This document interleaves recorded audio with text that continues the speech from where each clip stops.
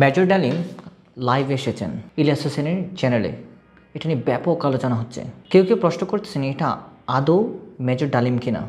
কারো কারো ধারণা এটা সিজিআই করা, অর্থাৎ আর্টিফিশিয়াল ইন্টেলিজেন্স দিয়ে একটা মানুষ দাঁড় করিয়ে নতুন বয়ান তৈরি করার চেষ্টা করা হচ্ছে।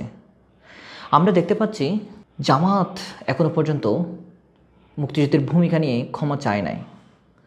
আবার অন্যদিকে ২৪-এর গণঅভ্যুত্থানকে তাদের পকেটে ভরার জন্য তীব্র মরিয়া হয়ে উঠেছে। তারা সমন্বয়ক বডি থেকে সমন্বয়ক বের করার মাধ্যমে বাংলাদেশে একটা আলাপ ছড়িয়ে দিয়েছে। এই গণঅভ্যুত্থানের নেপথ্যের নায়ক ছাত্র শিবির।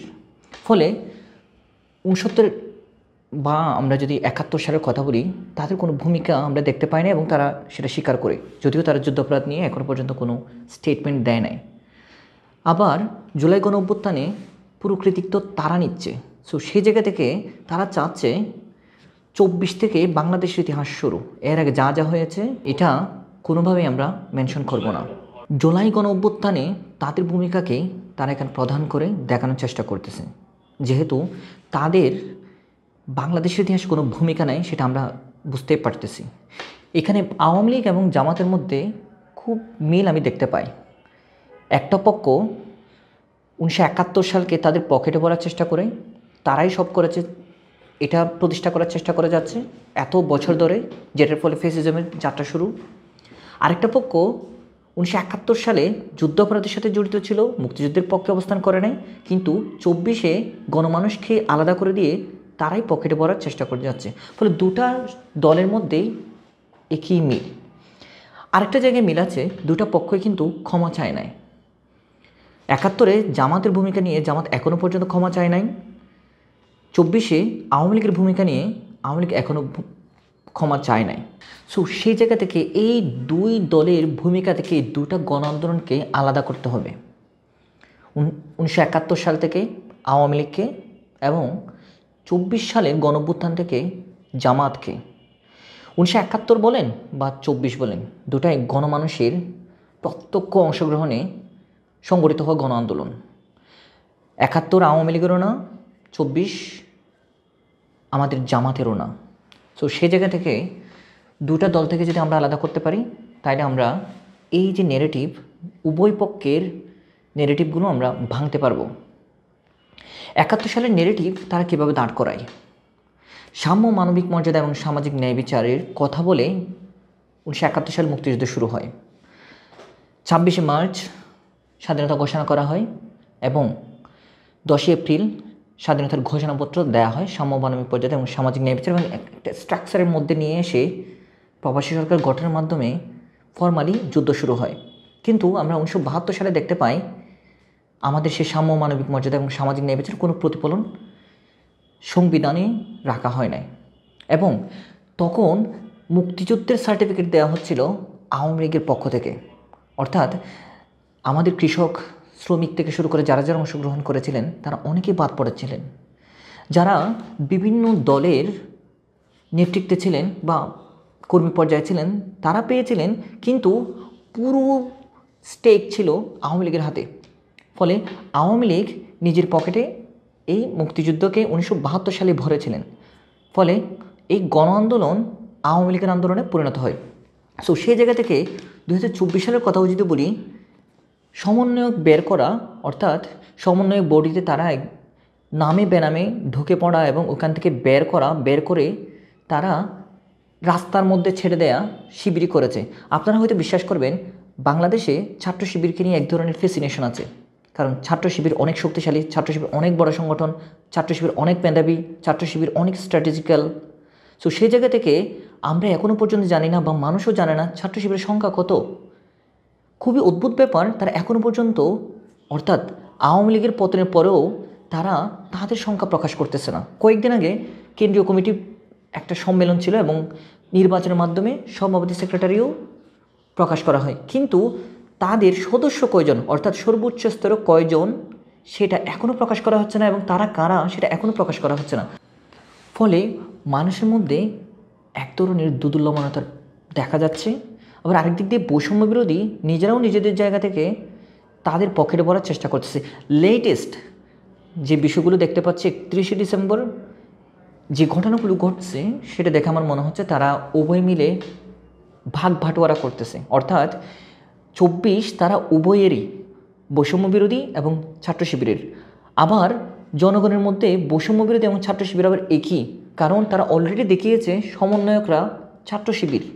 তো সেই জায়গা থেকে আমি যদি অ্যাজ এ হোল বলতে চাই, 71 আওয়ামী লীগ, 24 বৈষম্য বিরোধী বা শিবির, খুবই মারাত্মক। এখনও 5 মাস পার হয় নাই। আমাদের 24-এর গণঅভ্যুত্থানের নেগেটিভকে কীভাবে ধ্বংস করে দেওয়া হচ্ছে, গণঅভ্যুত্থানকে জনগণ থেকে বা গণ থেকে আলাদা করা হচ্ছে। সো সেই জায়গা থেকে ইলিয়াস হোসাইন, আমি জানি না উনি কে, জানতেও চায় না, পিনাকিকে জানতেও চায় না, কিন্তু ওনারা নতুন করে যে নেগেটিভটা নিয়ে আসতেছে সেটা কাদেরকে হেল্প করতেছে?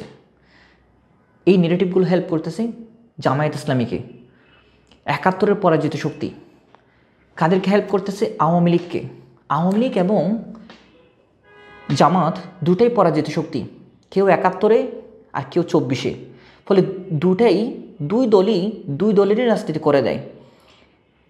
কখনো এক পক্ষ থাকে আরেক পক্ষের রাজনীতি করে, এক পক্ষ থাকে আরেক পক্ষের রাজনীতি করে। ফলে জামাত এবং আওয়ামী লীগ উভয়কেই কাজে লাগিয়ে সবসময় রাজনীতির প্রাসঙ্গিক থাকার চেষ্টা করে।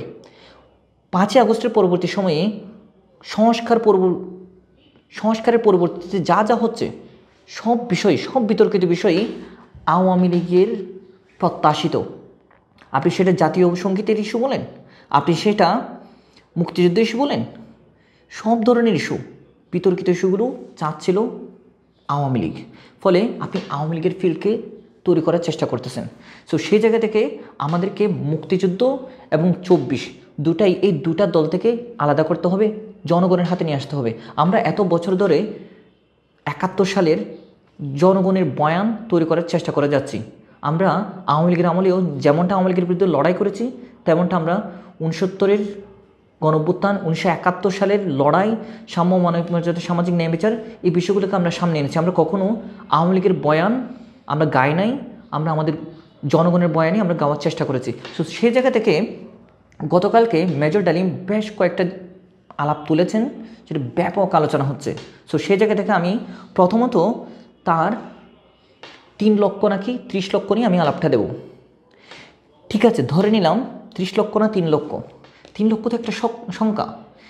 300,000 মানুষ, আপনি 300,000 মানুষের আর্তচিৎকারকে আপনি প্রথমত ছোট করে যাচ্ছেন।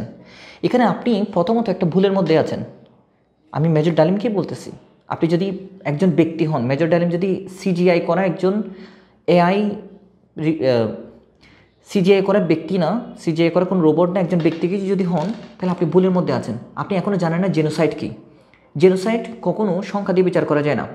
জেনোসাইড সাইকি, আপনি কোনো একটা জাতিকে ধ্বংস করার জন্য আপনি যদি ওই জাতির মধ্যে মাত্র 10 জনকেও মারেন, ইন্টেনশন নিয়ে পুরো জাতিকে ধ্বংস করার জন্য যদি আপনি হত্যা করা শুরু করেন এবং 10 জনকেও যদি মারতে সক্ষম হন, ওটাও কিন্তু গণহত্যা।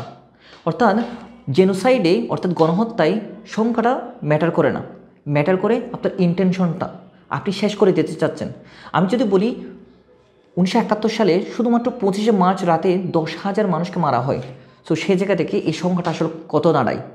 29শে মার্চের একটা পত্রিকায় দেখা যায় শুধু মাত্র 4 দিনের মধ্যে 3 লক্ষ মানুষকে হত্যা করা হয়েছে বলে ওই পত্রিকায় দেখা যায়। সো সে জায়গা থেকে 30 লক্ষ হওয়া অস্বাভাবিক কিছু না। এবং আরিফ রহমান তার বিভিন্ন অ্যানালাইসিস, বিভিন্ন ধরনের তথ্য উপাত্ত দিয়ে, বিভিন্ন ধরনের রিসার্চ দিয়ে তিনি দেখিয়েছেন এটা 30 লক্ষ হতে বাধ্য। সো সেই জায়গা থেকে এই তথ্য উপাত্তের দিকে না গিয়েও আমি যদি শুধুমাত্র জেনোসাইডের ইন্টেনশনটা যদি দেখি, সেক্ষেত্রে মেজর ডালিম যে আলাপটা তুলেছেন সেটা পুরোপুরি ভুল। এবং তিনি এই সংখ্যার আলাপটা তুলে 1971 সালে যারা পরাজিত শক্তি ছিলেন তাদেরকে তিনি এখানে প্রাসঙ্গিক করার চেষ্টা করে যাচ্ছেন বলে আমরা ধারণা করতে পারি। তিনি দর্শিতার আলাপ যেটা দিয়েছেন, ধর্ষণের ব্যাপারে যখন জিজ্ঞেস করা হয় 3 লক্ষ ধর্ষণের কথা, যদিও আমরা জানি 2 লক্ষের ধর্ষণের কথা, তখনই তিনি হেসে ওঠে বলেন আমার কাছে তো 2 জন এসেছে। তিনি এই জায়গায় একটু ট্রিকি আচরণ করেছেন। মুক্তিযুদ্ধের 30 লাখ শহীদের জায়গায় তিনি 3 লক্ষ স্পেসিফিক করেন, কিন্তু ধর্ষণের জায়গায় তিনি স্পেসিফিক করেন নাই। কিন্তু উনি এটাকে একদম হাসার মাধ্যমে ধর্ষণের মতো এরকম জঘন্য অপরাধকে তিনি লঘু অপরাধে চিহ্নিত করার চেষ্টা করেছেন। সেটা তিনি কীভাবে পারেন সেটা একটা বড় প্রশ্ন। তিনি আদৌ মানুষ কিনা সেটাও একটা বড় প্রশ্ন। আমি ব্যক্তিগতভাবে মনে করি হত্যার চেয়ে ধর্ষণ আরও জঘন্যতম অপরাধ। সো সেই জায়গা থেকে তার হেসে ওঠা এবং তার কাছে দুইজন এসেছে এই আলাপটা তোলা খুবই মারাত্মক বলে আমার কাছে মনে হয়েছে। তিনি জাতীয় সঙ্গীতের আলাপও দিয়েছেন। কেন কাজী নজরুলের জাতীয় সঙ্গীত কেন নেওয়া হবে না, বা তার গান থেকে কেন জাতীয় সঙ্গীত করা হবে না? খুব ভ্যালিড কোয়েশ্চেন। সেটা যদি হতো ভালো হতো। তাহলে ইন্টারন্যাশনাল একটা গান আছে যেটা পুরো পৃথিবীতে নিপীড়িত মানুষের জন্য গাওয়া হয় এবং সেটার অনুবাদ করেছিলেন আমাদের কাজী নজরুল ইসলাম। আপনি সেটাও নিতে পারতেন, কিন্তু সেই আলাপে আপনি যাবেন না, কারণ এখানে নিপীড়িতের কথা বলা হচ্ছে ইন্টারন্যাশনালে। সো আপনি বিভিন্ন আলাপ দিয়ে এখানে প্রাসঙ্গিক হওয়ার চেষ্টা করে যাচ্ছেন। পুরো 2 ঘন্টার আলাপে একটিবারের মতো শুনতে পায় নাই গোলাম আজমের কথা। ও সময় খুব বড় একটা ফ্যাক্টর ছিলেন গোলাম আজম। তিনি একটা সংগঠনের নেতা ছিলেন। আমি যদি নাম মেনশন করি, জামায়াত ইসলামী বাংলাদেশের তিনি প্রধান ছিলেন। সো সেই জায়গা থেকে তার ভূমিকা কী ছিল? এত লম্বা একটা আলাপ দিচ্ছেন, কিন্তু গোলাম আজমের কোনো আলাপ আসে নাই। আপনি জিয়াউর রহমানের আলাপ আনছেন, আপনি শেখ মুজিবের আলাপ আনছেন, কিন্তু ওনার আলাপ আনেন নাই। তাইলে উনি কি পুত পবিত্র ছিলেন, বা জামায়াত ইসলামের কোনো ধরনের কোনো বিতর্কিত ভূমিকা ছিল না? এটা একটা বড় প্রশ্ন। আসলে আপনি কার রাজনীতি করে যাচ্ছেন? আরেকটা বড় প্রশ্ন, জামাতের আসলে চুলকানিটা কোথায়? জামাতের সমস্যাটা কোথায়? সব জায়গায় দেখা যায়, আমি যদি মুক্তিযুদ্ধের ইতিহাসের কথাও বলি, জিয়াউর রহমান কিন্তু প্রাসঙ্গিক, বিএনপি প্রাসঙ্গিক। জিয়াউর রহমান তিনি একজন সেক্টর কমান্ডার, মুক্তিযুদ্ধের ঘোষক, আমরা কেউ অস্বীকার করতে পারি না। সেই জায়গা থেকে 1971 সালের কথা যদি বলেন, তাইলে জিয়াউর রহমান প্রাসঙ্গিক, বিএনপি প্রাসঙ্গিক, জামাত প্রাসঙ্গিক না। কারণ জামাত ওই মুক্তিযুদ্ধে অংশগ্রহণই করে নাই, মুক্তিযুদ্ধের বিরুদ্ধে অবস্থান করেছেন। এবং সেপ্টেম্বর মাসে গোলাম আজম বলেছিলেন বাংলাদেশের 2টা শক্তি আছে, বা পূর্ব পাকিস্তানের 2টা পরীক্ষিত শক্তি আছে, একটা পাকিস্তান আর্মি আর একটা জামায়াত ইসলামী। যে আলাপটা কয়েকদিন আগেও দিয়েছেন। সো সে জায়গা থেকে জামাতের আসলে 1971 সাল ধারণ করার কথাই না। 1971 সালের কথা আসলেই তার মনক্ষুণ্ণ হওয়ার কথা, তার মাথা নিচু হওয়ার কথা। এত বছর ধরে তিনি মাথা নিচু করেছিলেন, তারা মাথা নিচু করেছিলেন। সো সেই জায়গা থেকে 1971 সাল তারা নিজেরা তো ক্রেডিট নিতে পারে না। যারা এই 71কে ধারণ করে, 71-এ যারা অংশগ্রহণ করেছিল বা বিভিন্ন পর্যায়ে ছিল, তাদের থেকে কীভাবে নিয়ে আসা যায় সেই জায়গাটাই তারা করে যাচ্ছেন। এবং তারা আওয়ামী লীগের রাজনীতিটাই প্রতিষ্ঠিত করার চেষ্টা করে যাচ্ছেন। আওয়ামী লীগ চেতনা বিক্রি করেছে, মুক্তিযুদ্ধের চেতনা বিক্রি করেছে, জনগণের যে আশা আকাঙ্ক্ষা, গণ আকাঙ্ক্ষা, সেখান থেকে তারা আমাদেরকে সরিয়ে তাদের নিজেদের আকাঙ্ক্ষা বাস্তবায়ন করার চেষ্টা করে যাচ্ছে এত বছর ধরে। সেই একই জিনিস আমরা জামাতের ক্ষেত্রে দেখতে পাচ্ছি 24-এর কথা যদি আমরা বলি। ফলে এই 2টা শক্তিকেই আমাদেরকে এখানে প্রাসঙ্গিক, 2টা শক্তিকে আমাদেরকে একটু প্রশ্নের মধ্যে রাখতে হবে। 2টা শক্তি থেকেই আমাদের 1971 এবং 24-কে আলাদা করতে হবে। যতক্ষণ না পর্যন্ত 2টা শক্তিকে আমরা আলাদা করতে পারতেছি, ততক্ষণ আমরা নতুন বাংলাদেশে পৌঁছাতে পারবো না বলে আমার কাছে মনে হয়।